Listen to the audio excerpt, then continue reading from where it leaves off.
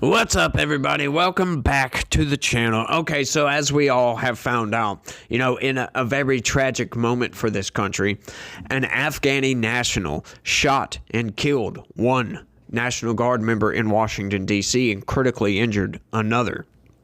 Well, the corporate press, they've gotten on their soapbox and they are trying to manipulate the crap out of everything because this one falls directly on the shoulders of Joe Biden, and there's no way around it. But guess what, folks?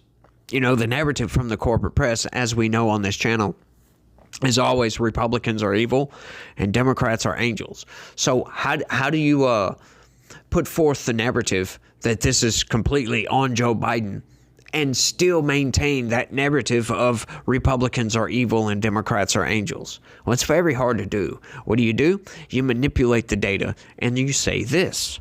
D.C. attack suspect was cleared by CIA, admitted under Biden, and granted asylum by Trump. Records show. So they're trying to say, oh, well, this guy his asylum claim was granted by Donald Trump. Donald Trump is the one that allowed this guy into the country.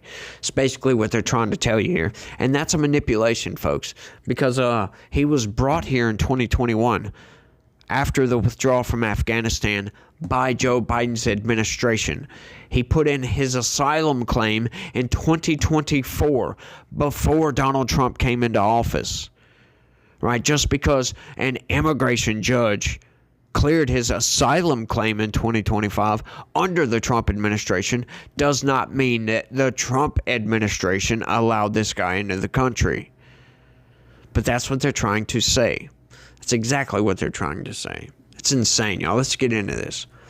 The shooting of two National Guard personnel allegedly by an Afghan refugee in a bustling downtown neighborhood in Washington, D.C. has reopened a debate over a Biden-era program that rushed to resettle thousands of Afghans who had worked with the U.S. government during its 20-year war in Afghanistan.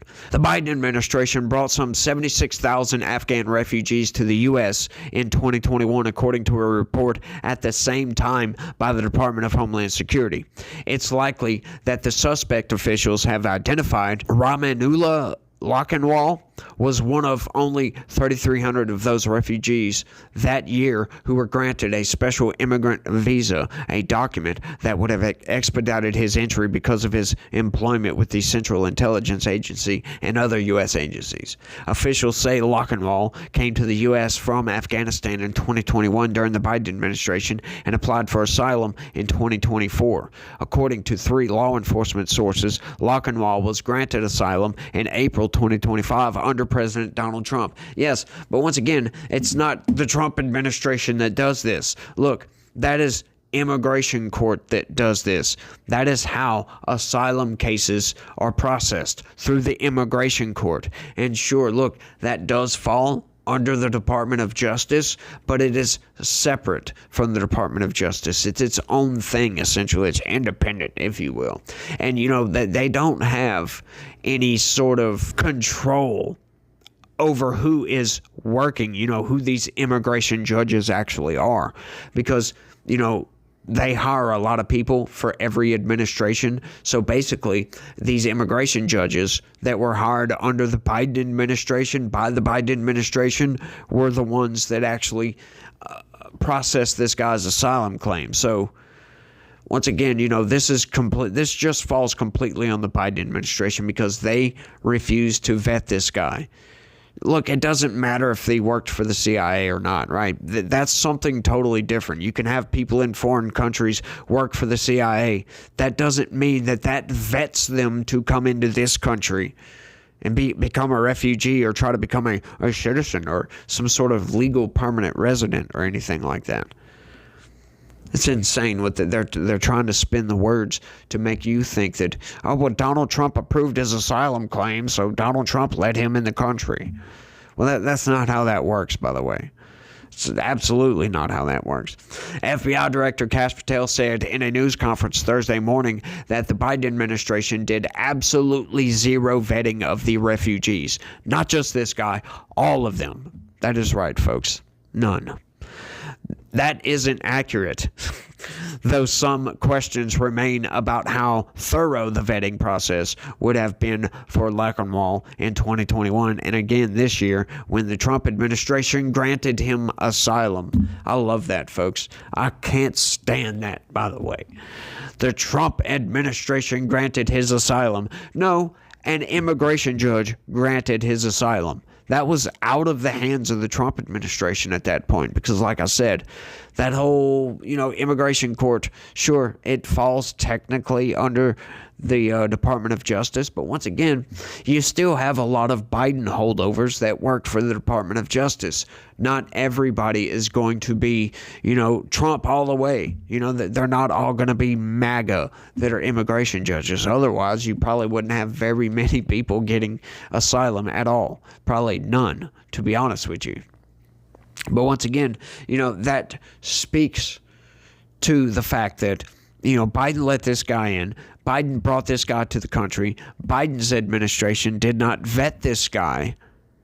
And now they're trying to put this on Donald Trump. Well, Trump let him in. Trump gave him asylum. Well, not really, right? Because we don't know the political affiliation of the immigration judge that actually allowed this guy in the country, do we? No, and that's pertinent information that they're not going to give you. Absolutely not, because they want to try to take as much culpability off of Joe Biden as they possibly can. That's why they're going to keep drilling that into your brain. Well, he was granted asylum under Trump. It's insane, y'all. It really is. A senior U.S. official said that the suspect had been vetted at one point by the National Counterterrorism Center, and nothing came up during that review.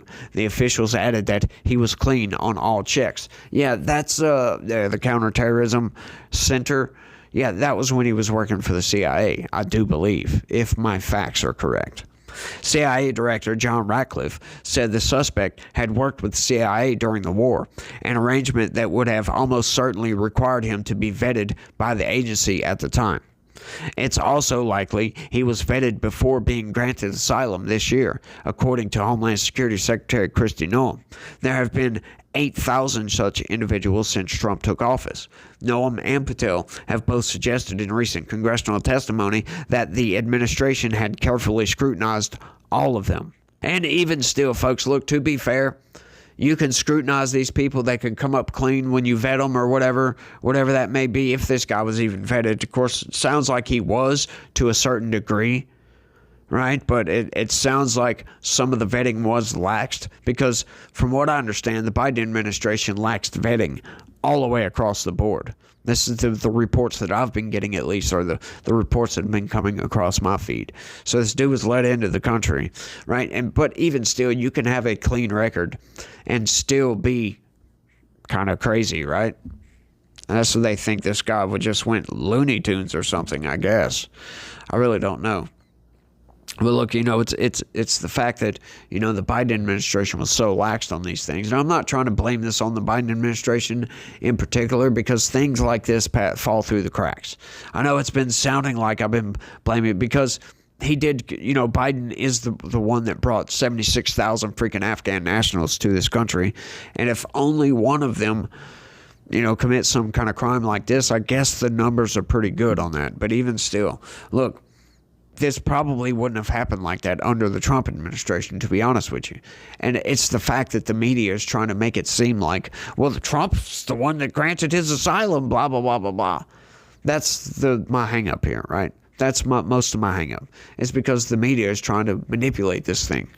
Like I always say, that's all they do, folks, is manipulate the crap out of everything. Things like this happen all the time. That's why, these red flag laws, I don't think they work. I don't think they work at all because these people can fly under those flags, under those red flags, if you will, and go on about their business and commit whatever crime or atrocity that they're going to commit, folks. Sometimes you just can't catch the shooter before they do the shooting or whatever. Sometimes these things just get through. So, hey, look, this guy could have been fully vetted, cleared every single vetting process there is, blah, blah, blah, blah, blah, whatever it may be. This guy could have been just fine when he worked for the CIA. You know, he could have been America First type of thing. Wanted to come to the country, America Pride, you know, cheeseburgers and all that hot dog stuff, right? And just flipped his freaking lid once he got here. This is how people do. You know, people just operate in this manner. One day they're good, the next day, not so much, right? They go around, you know, eating live frogs and pulling their pants down in front of children. It's like, what? Why? Why would you do this? Sometimes they don't even know themselves. During my tenure, we are going through the databases to make sure that no known or suspected terrorists enter this country to harm our nation, Patel told the Senate Judiciary Committee in September.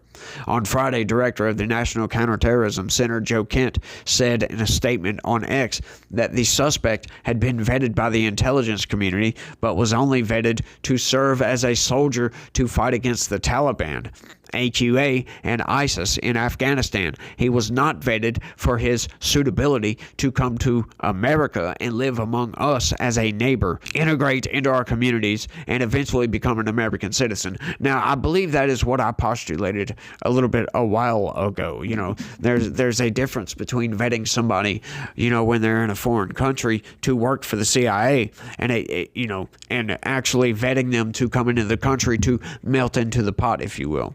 That's fascinating. So that is also two totally different vetting processes, right? Because, you know, you could have somebody that's a little bit nuts working for the CIA in a foreign country when we're trying to do nation building or whatever crap that they would. That's so ridiculous, that nation building garbage. I wish we would have never started that. Look, I understand the idea. Nation building. Hey, we love democracy. Maybe they will. Well, you know, the democracy's been around a while, and if they haven't adopted it yet, they probably are not going to at this point. But anyway, getting back, you know, that there are differences between these things. And, you know, sometimes things fall through the cracks, folks. But, you know, something like this, if the vetting process was for him to operate as a CIA agent or whatever, you know, that's totally different than coming into this country, folks. And if that's how this thing played out, very, very interesting that is. He added that the Biden administration negligently used the vetting standard described above as the standard for being brought directly into the U.S., foregoing previous vetting standards applied to special immigrant visas and any common sense vetting or concern for Americans. In 2021, Alejandro Mayorkas, then President Joe Biden's Homeland Security Secretary, insisted in a document to Congress that all Afghans were vetted before entering the U.S. Prior to entering the United States, Afghan evacuees must successfully complete a rigorous and multi-layered screening and vetting process that includes biometric and biographic screening conducted by intelligence, law enforcement, and counterterrorism professionals from multiple federal agencies, he wrote in a 2021 briefing on the program. Yeah, that's all fascinating, folks. But sorry about that, folks. I had to move the process right quick to come outside. But anyway, you know, like I was saying, there's vast differences between these two things, but, you know, this thing happened. These things do happen. This could have easily been an American citizen that done this, and, you know, there's nothing we can really do about this at this point. You know, it's just try to put up as many guardrails as we can to try to prevent these things, but, you know, there's no red flag laws that are going to prevent a shooting if a shooting is going to take place. And that's what I say, at least, because the red flag laws are flawed. They're absolutely flawed, and we can get into the particulars of all those, but, you know, it's kind of redundant at this point because, you know, if you see some signs of somebody thinking about doing a shooting or whatever, you know, they go and take their guns away. Well, these people don't always have access to guns, you know, and there's many different ways they could gain access to guns. They may be hiding a gun and you just don't know that they have, you know, you don't know that they have a code to whatever gun safe you might have. So, you know, and if it's somebody that already has possession of a gun, then you violate their rights before due process. I don't think that's how that should be done, by the way, because I think you should go through the due process first. That's how most red flag laws work. You go and take the gun, and then you have to go through whatever process it is to get them back. I don't think that's right. But, this guy in particular, that's kind of irrelevant. But I just wanted to talk about that because this guy shouldn't have had access to firearms in the first place, because he's not an American citizen, and it's illegal for non-citizens to own firearms in this country. So how he gained that firearm, once again, that just shows cracks in the system into any law that could be made that could prevent something like this from happening. It is what it is. Like I said, you're never going to prevent these things from happening if these things are going to happen. You would have to get rid of all firearms from the planet, for crying out loud, to be able to actually prevent any of these shootings. Sure, you might reduce some by getting rid of all the guns in the country, but even still, folks, that if people can 3D print guns, what are you going to do at that point when they can make one from a 3D printer? Are you going to outlaw 3D printers? And what do you do when somebody takes to just running people over? You're going to outlaw vehicles? You're going to install AI to drive all the vehicles or something like that? What happens when the AI goes on the fritz? I'm just saying, look, people are going to find ways to take other human beings out. There's nothing we can really do about that, and there's hardly any means by which we can put up to prevent those things from happening. So it's like, what do you do? But, once again, things like this might not have been 100% preventable, but, it seems like if they would have done a little bit more checking, maybe they would have caught it, maybe they wouldn't. It's kind of hard to say, but if the Biden administration would have pulled out of Afghanistan in the correct manner, maybe this wouldn't have happened. Maybe if we would have vetted these people a little bit better, maybe this wouldn't have happened. That's a possibility. Maybe some flags would have been thrown up or something like that. You never know if the proper vetting would have been done. To me, it sounds like they vetted him for service with the CIA, but did not vet him for entry into the country. So, that right there, folks, is just, I don't know if it's negligence, incompetence, or if it's by design. Seriously, the Biden administration they weren't incompetent.